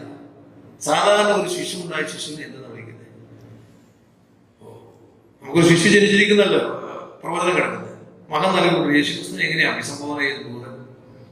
സർവ്വജനത്തിലുണ്ടാകുമ്പോൾ മഹാസന്തോഷം നിങ്ങൾ സുവിശേഷിക്കുന്നു, കർത്താവായ ക്രിസ്തു എന്ന രക്ഷിതാവ്. ഈ പിറന്നു വീണിരിക്കുന്ന കുഞ്ഞുണ്ടല്ലോ, എന്റെ ചോരയുടെ മണം മാറിയിട്ടില്ല, ദിവസങ്ങളായിട്ടില്ല, മാസങ്ങളായിട്ടില്ല. ആ ശിശുവിനെ ചൂണ്ടിക്കൊണ്ട് ഗബ്രിയേൽ നമ്മുടെ ഇവൻ ആരാ? ഇവൻ കർത്താവായ ക്രിസ്തു എന്ന രക്ഷിതാവാണ്. ഈ കിടക്കുന്ന ശിശു കർത്താവായ ക്രിസ്തു എന്ന രക്ഷിതാവ്. കർത്താവ് എന്ന് പറഞ്ഞാൽ എന്താ? യഹോവ എന്ന നാമം അത്യന്തം പവിത്രമായിരിക്കുകൊണ്ട് അത് വൃഥ ഉപയോഗിക്കാൻ പാടില്ലാത്തത് കൊണ്ട് യഹൂദന്മാർ അതിന് പകരം ഉപയോഗിച്ച പദമാണ് അഡോണായി. അഡോണായി എന്ന എബ്രായ പദം ഗ്രീക്കിലേക്ക് പെടുത്തുന്ന കൂറിയോസ് എന്നായി. കൂറിയോസ് എന്ന പദം മലയാളത്തിലേക്ക് പെടുത്തുന്ന കർത്താവ് എന്നായി. 110-ാം സംഘത്തിൽ ഒന്നായി കർത്താവ് എന്റെ കർത്താവ്. അപ്പൊ സൃഷ്ടികർത്താവായിരുന്നവൻ. അതുകൊണ്ടാണ് ആദിയിൽ വചനം ഉണ്ടായിരുന്നു, വചനം ദൈവത്തോട് കൂടെയായിരുന്നു, വചനം ദൈവമായിരുന്നു. അവൻ ആദിയിൽ ദൈവത്തോട് കൂടെയായിരുന്നു. ആ വചന മുഖാന്തരം സർവ്വം സൃഷ്ടിക്കപ്പെട്ടു. അവനെ കൂടാതെ ഒന്നും സൃഷ്ടിക്കപ്പെട്ടില്ല. അവന് ജീവൻ ഉണ്ടായിരുന്നു. ആ ദൈവമായിരിക്കുന്നവൻ ശരീരമെടുത്ത് ഭൂമിയിലേക്ക് വന്നപ്പോൾ ഇത് ആരായി കിടക്കുന്ന ആള്? സൃഷ്ടികർത്താവാണ്. കർമ്മം ചെയ്ത് കർത്താവാണ് ഇവൻ. ആ കർത്താവായി വളർന്ന് ജനിച്ച് ജീവിച്ച് വളർന്ന കർത്താവായവനാണോ? അല്ല. ഈ ജനിച്ചു വീണിരിക്കുന്ന ശിശുവുണ്ടല്ലോ, ഈ ശിശുവാണ് കർത്താവ്. ഈ ശിശുവാണ് രക്ഷിതാവ്. ഈ ശിശുവാണ് മാനവരാശിയുടെ രക്ഷകൻ. അതുകൊണ്ടാണ് ഷെമിയോൻ കൈകളിൽ പറയുക, നീ ജാതികൾക്ക് വെളിപ്പെടുവാണ് പ്രകാശം, നീ സർവ്വജനതയിലേക്ക് വരിക, നിന്റെ രക്ഷയെ യഹൂദന്റെ മഹത്വവും. കാരണം തിരുവെഴുത്തുകൾ പ്രകാരം ഇവിടെ ജനിച്ചു വന്നിരിക്കുന്ന ഈ ശിശു ആരാ? ഈ ശിശു ആരാ? ഈ ശിശു ആരാ? ഈ ശിശു ആരാ? അവിടെ പറഞ്ഞു തന്ന രക്ഷ. ഈ രക്ഷ എന്ന് പറഞ്ഞെന്താ? രക്ഷ എന്ന് പറഞ്ഞാൽ എന്താ? യേശു ക്രിസ്തു. നിങ്ങൾ രക്ഷിക്കപ്പെട്ടെന്ന് വെച്ചാൽ അർത്ഥം എന്താ? കർമ്മത്തിൽ പറയുമ്പോ പാപത്തിൽ നിന്ന്, നരകത്തിൽ നിന്ന്, ശാപത്തിൽ നിന്ന് നിങ്ങൾക്ക് മോചനം കിട്ടിയോ? പക്ഷെ യഥാർത്ഥത്തിൽ അന്തർലീനമായിരിക്കുന്ന സത്യം എന്താ? എന്താ? യേശു ക്രിസ്തുവാ. അവനെ കൈക്കൊണ്ട് അവൻ നാമത്തിൽ വിശ്വസിക്കുന്ന ഞങ്ങൾക്ക് ദൈവമക്കളാകുവാൻ അവൻ അധികാരം കൊടുത്തവ. രക്ഷ ആരാ? യേശുക്രിസ്തുവിനെ ലഭിച്ചവനാണ് രക്ഷിക്കപ്പെട്ടവൻ. യേശുക്രിസ്തു ഇല്ലാത്തവനാണോ? രക്ഷിക്കപ്പെട്ടവനാണോ? ആണോ? സഹോദരന്മാരെ, അല്ല. യേശുക്രിസ്തു ആരുടെ എല്ലാം അന്തരാളത്തിൽ കർത്താവും ദൈവവുമായിട്ട് പ്രവേശിച്ചിട്ടുണ്ടോ അവനെ കർത്താവായി സ്വീകരിച്ചിട്ടുണ്ടോ? സ്വീകരിക്കുന്ന നിമിഷം കർത്താവ് എന്നാ പറയണേ? കർത്താവ് എന്ന് പറയും. ഒരാളെ യേശുവിനെ കർത്താവുമായിട്ട് സ്വീകരിച്ചാൽ അപ്പോൾ കർത്താവ് നമ്മളൊരു കാര്യം പറയും. എന്ത് കാര്യമാണ്? അത് പറഞ്ഞില്ലെങ്കിൽ എന്തില്ല, അവൻ രക്ഷിക്കപ്പെട്ടവനാണ്. റോമാലേഖനം 8-ാം അധ്യായത്തിന്റെ 15-16 വാക്യങ്ങൾ വായിക്കണം. നിങ്ങൾ റോമാലേഖനം 8-ാം അധ്യായത്തിന്റെ 15. നിങ്ങൾ പിന്നെയും ഭയപ്പെടേണ്ടതിന് ദാസ്യത്തിന്റെ ആത്മാവിനെ അല്ല, നാം അബ്ബാ പിതാവേ എന്ന് വിളിക്കുന്ന പുത്രത്തിൽ ആത്മാവിനെ അത്രേ പ്രാപിച്ചത്. അബ്ബാ പിതാവേ എന്ന് വിളിക്കുന്ന പുത്രത്തിന്റെ ആത്മാവിനെ പ്രാപിച്ചത്. അടുത്ത വാക്യം വായിക്കണം. നാം ദൈവത്തിന്റെ മക്കളെന്ന് ആത്മാവ് താനും നമ്മുടെ ആത്മാവോട് കൂടെ സാക്ഷ്യം പറയുന്നു. ഏതാത്മാവ്? ആത്മാവ് താനും നമ്മുടെ ആത്മാവോട് സാക്ഷ്യം പറയും. ഏതാത്മാവ്? 2 കൊരിന്ത്യർ 3-ാം അധ്യായം 17-ാം വാക്യം വായിക്കും. കർത്താവ് ആത്മാവാകുന്നു, കർത്താവിന്റെ ആത്മാവ് സാധ്യത. കർത്താവ് ആരാ? ആത്മാവാകുന്നു. ദൈവം ആരാ? ആത്മാവാകുന്നു. ആ ദൈവത്തിന്റെ ആത്മാവ് നമ്മുടെ ആത്മാവോട്, മനുഷ്യാത്മാവോട് പറയും, ഇന്ന് മുതൽ നീ എന്റെ മകനാ. ആ സാക്ഷ്യം കിട്ടിയിട്ടില്ലെങ്കിൽ നീ രക്ഷിക്കപ്പെട്ടിട്ടില്ല. പാട്ട് പാടും, പ്രസംഗിക്കും, ചിലപ്പോ അപ്പം മുറിക്കും, സ്നാനമൊക്കെ പെട്ടതായിരിക്കും അല്ലേ? പക്ഷെ എന്തില്ല, രക്ഷിക്കപ്പെട്ടിട്ടില്ല. കാരണം യേശുക്രിസ്തു തന്നെ പറഞ്ഞേ, 28-ാം അധ്യായം അതിന് 20-ാമത്തെ വാക്യം വായിച്ചു. ഞാൻ നിങ്ങളോട് കൽപ്പിച്ചതൊക്കെ പ്രമാണിപ്പാൻ തക്കവണ്ണം ഉപദേശിച്ചിട്ടുണ്ട്. സകല ജാതികളെയും ശിഷ്യരാക്കിക്കൊള്ളും. ഞാനോ ലോകാവസാനത്തെ എല്ലാ നാളും നിങ്ങളുടെ കൂടെ ഉണ്ട്. സത്യമാണല്ലോ. യോഹന്നാൻ സുവിശേഷം 14-ാം അധ്യായത്തിൽ 16-ാം വാക്യം വായിച്ചു. 14:16. എന്നാൽ ഞാൻ പിതാവിനോട് ചോദിക്കും, അവൻ സത്യത്തിന്റെ ആത്മാവെന്ന മധ്യ കാര്യത്തിന് എന്നേക്ക് നിങ്ങളോട് ഇരിക്കേണ്ടതിന്. എന്നേക്കും ഇരിക്കേണ്ടതിന്. ഓർത്തോണം, എന്നേക്കും ഇരിക്കേണ്ടതിന് നമ്മുടെ ആത്മാവോട് ദൈവം ക്രിസ്തു പറയാണ്, ഞാൻ നിന്റെ കൂടെ ഉണ്ട്, ഞാൻ ലോകാവസാനം നിന്റെ കൂടെ ഉണ്ട്. യോഹന്നാൻ സുവിശേഷം 10-ാം അധ്യായം അതിന് 28-29 വാക്യം വായിച്ചു. ഞാൻ അവയ്ക്ക് നിത്യജീവൻ കൊടുക്കുന്നു, അവ ഒരു നാളും നശിച്ചു പോകുകയില്ല, ആരും അവയെ എന്റെ കയ്യിൽ നിന്ന് പിടിച്ചു പറിക്കുകയുമില്ല. ഞാൻ ആത്മാർത്ഥമായിട്ട് കാര്യം ചോദിച്ചോട്ടെ, എനിക്ക് ഇഷ്ടപ്പെട്ടാലും പെട്ടില്ലെങ്കിൽ ചോദിച്ചേ പറ്റും. യഥാർത്ഥ വിശ്വാസി ആത്മഹത്യ ചെയ്യും. രക്ഷിക്കപ്പെട്ടവൻ ആത്മഹത്യ ചെയ്യുമെന്നല്ല ചോദ്യം. ഈ കർത്താവിന്റെ കയ്യിൽ നിന്ന് ആരും പിടിച്ചു കൊടുത്തോണ്ട് പോവോ? തന്നിരിക്കുന്ന എല്ലാവരിലും വലിയവൻ. അപ്പൊ ഒരിക്കലും എന്റെ പൊന്നു സഹോദരന്മാരെ, യേശുക്രിസ്തു രക്ഷിതാമത്തെ രക്ഷിക്കപ്പെട്ടവൻ നിത്യജീവനുണ്ട്. അവൻ ഒരിക്കലും ആത്മഹത്യ ചെയ്യില്ല. യോഹന്നാൻ 5:15 ഒന്നോടെ വായിച്ചോ, 3:15 വായിച്ചു. ഞാൻ പറഞ്ഞത് സത്യമാണെന്ന് അറിയുന്നത്. ഇന്ന് പലർക്കും തെറ്റിദ്ധരിച്ചിരിക്കുകയാണ്. പാട്ട് പാടി പ്രാർത്ഥിച്ചു, തല ആഴ്ചക്കിന് അപ്പം മുറിച്ചിട്ട് പോയിട്ട് ആത്മഹത്യ ചെയ്താൽ രക്ഷിക്കപ്പെട്ടവനാണ് കേട്ടോ. ആരെങ്കിലും രക്ഷിക്കപ്പെടാത്തവരുടെ കർത്താവ് ചെയ്ത് രക്ഷിക്കപ്പെട്ടോണം. ജീവോസ്തത്തിൽ പേരെഴുതി കാണാത്ത ഏവനെ തീപ്പൊയ്ക്ക് തള്ളിയിടും. ഈ തീപ്പൊയ്ക ഒരു മാറ്റമില്ല. വായിച്ചോ, 1 യോഹന്നാൻ 3-ാം അധ്യായത്തിൽ 15-ാം വാക്യം. സഹോദരനെ പായിക്കുന്നവനെല്ലാം കുലപാതകനാകുന്നു, യാതൊരു കുലപാതകനും നിത്യജീവൻ ഉള്ളിൽ വസിച്ചിരിപ്പില്ല. യാതൊരു കൊലപാതകനും നിത്യജീവൻ ഉള്ളിൽ വസിച്ചിരിപ്പില്ല. അപ്പൊ ഈ വ്യക്തി ഹത്യാണ് വാക്കിന്റെ അർത്ഥം. ആത്മഹത്യ കൊലപാതകമാണോ? ആണോ? അങ്ങനെയെങ്കിലും രക്ഷിക്കപ്പെട്ടാണോ? രക്ഷിക്കപ്പെട്ടിട്ടില്ല. രക്ഷിക്കപ്പെടുക എന്ന് പറഞ്ഞാൽ കർത്താവായ യേശുക്രിസ്തുവിന് ഈ ദൈവം മനുഷ്യനായി അവതരിച്ചു വന്ന പരിശുദ്ധാത്മാവിനാൽ പൗത്രീകരിക്കപ്പെട്ട് വചനം ശരീരമായി ഭൂമിയിൽ ഒരേ ഒരു ദൈവം ഇന്നോളം മനുഷ്യനായി അവതരിച്ചിട്ടുണ്ടെങ്കിൽ, ചരിത്രത്തിൽ വന്നിട്ടുണ്ടെങ്കിൽ അത് കർത്താവായ യേശുക്രിസ്തു. ആ ക്രിസ്തുവിനെ സ്വന്തം രക്ഷിതാവും കർത്താവും ഹൃദയനാഥനുമായി സ്വീകരിക്കുമ്പോൾ ദൈവത്തിന്റെ പരിശുദ്ധാത്മാവ് തന്റെ ആത്മാവോട് പറയും, നീ എന്റെ മകൻ. അവന് പാപത്തെക്കുറിച്ചും നീതിയെക്കുറിച്ചും ഞാൻ ബോധം വരുത്തും. അതുകൊണ്ടാണ് ഒരു വ്യക്തി രക്ഷിക്കപ്പെട്ടവനെങ്കിൽ അവൻ പാപത്തിൽ തുടരില്ല. അപ്പൊ ഒരു വ്യക്തി രക്ഷിക്കപ്പെട്ടു എന്ന് പറയുകയും പാപത്തിൽ തുടരുകയും ചെയ്താൽ എന്ത് ചെയ്തിട്ടില്ല? രക്ഷിക്കപ്പെട്ടിട്ടില്ല. അതുകൊണ്ട് രക്ഷിക്കപ്പെട്ടില്ല എന്ത് ചെയ്യും? നരകത്തിൽ പോകും. ഈ പാർശ്വമാനായാലും സുവിശേഷകരമാനായാലും മൂപ്പന്റെ മകനായാലും എത്ര പാരമ്പര്യമുള്ള വ്യക്തിയാണെങ്കിലും ജീവപുസ്തകത്തിൽ പേരെഴുതി കാണാത്ത ഏവനെയും തീപ്പൊയ്കി തള്ളിയിടും. അതാണ് അവസ്ഥ. യേശു ക്രിസ്തു ചരിത്രത്തിലേക്ക് ഇറങ്ങി വന്ന ഇന്നും എനിക്ക് പറയാൻ പറ്റില്ല, ആകെ ചില സമയം തീർന്നു പോയില്ലേ. അപ്പൊ യേശു ക്രിസ്തു BC 6-4 ഇടയ്ക്ക് ഭൂമിയിലേക്ക് അവതരിച്ചു വന്നു എന്നുള്ളത് ചരിത്ര സംഭവമാണ്. ഒന്ന്, അതിന് അഗസ്തോസ് കൈസർ അദ്ദേഹത്തിന്റെ വാഴ്ച കൊറേനിയ സിറിയാനാട് വാഴുമ്പോൾ 2 വട്ടം കൊറേനിയസ് വാണിട്ടുണ്ട്. അത് BC 6-4 ഇടയ്ക്കാണ്. അന്ന് ഹെറോദാസ് മഹാരാജാവ് ജീവിച്ചിരുന്നു, വലിയ മഹാരാജാവ്. അതിനുശേഷം അവിടെ പറഞ്ഞ അർക്കിലിയോസ് അവന് പകരം അവന് മകൻ പിന്നെ ഭരണം ആരംഭിച്ചു. ഈ സമയത്താണ് യേശുക്രിസ്തു ജനിച്ചത്. യേശുക്രിസ്തുവിന്റെ ജനനം ചരിത്രത്തിൽ വലിയൊരു സംഭവമായിരുന്നു. അതാണ് ജഡം സംബന്ധിച്ച് ദാവീദ് ജനിക്കുകയും മരിച്ചിട്ട് കിടക്കൽ ആത്മാവ് സംബന്ധിച്ച്, വിശുദ്ധിയുടെ ആത്മാവ് സംബന്ധിച്ച് ദൈവത്തിന് നിർണയിക്കപ്പെട്ടു. ഇന്നോളം ലോക ചരിത്രത്തിൽ പാപമില്ലാതെ ഒരുത്തൻ ഇന്ന് വരെ ജനിച്ചിട്ടുണ്ടെങ്കിൽ അത് ആരാ? നമ്മുടെ കർത്താവായ യേശു ക്രിസ്തു ചരിത്രത്തിലേക്ക് ഇറങ്ങി വന്ന ചരിത്രപുരുഷനായി ഈ ഭൂമിയിൽ വിരാജിച്ചു. ഇനി എനിക്ക് പറയാൻ സമയമില്ലാത്തതുകൊണ്ട് ദൈവം അനുഭവിച്ചാൽ അടുത്ത ക്ലാസ്സിൽ ഈ ചരിത്രത്തിലേക്ക് ക്രിസ്തു എന്ന് പറഞ്ഞാൽ ചരിത്രത്തിലേക്ക് ഇറങ്ങി വന്ന ചരിത്ര ക്രിസ്തുവിനെയാണ് മനസ്സിലാക്കുന്നത്. അപ്പൊ ഇനി അടുത്ത ക്ലാസ് നമ്മൾ പറഞ്ഞ ചരിത്രത്തിൽ ക്രിസ്തു ചരിത്രത്തെ എങ്ങനെ AD എന്ന് BC രേഖകളായി ചിന്തിപ്പിടിച്ചു. എന്തുകൊണ്ടാണ് യേശു ക്രിസ്തു മാത്രം ഈ ചരിത്രത്തെ കീറി മുറിക്കാൻ കാരണം? നമ്മളത് അറിയണം. ആ കാരണം മറ്റാർക്കും അവകാശപ്പെടാൻ കഴിയാത്തത്, ഇന്നോളം ലോകചരിത്രത്തിൽ സംഭവിക്കാത്ത വലിയൊരു സംഭവവികാസം നമുക്ക് നടന്നു. എന്താണത്? ആ ഒരു വാക്യം മാത്രം വായിച്ച് നമുക്ക് അവസാനിപ്പിക്കാം. എബ്രായ ലേഖനം 9-ാം അധ്യായത്തിൽ 14 വാക്യം. എബ്രായർ 9:14 വായിക്കുക.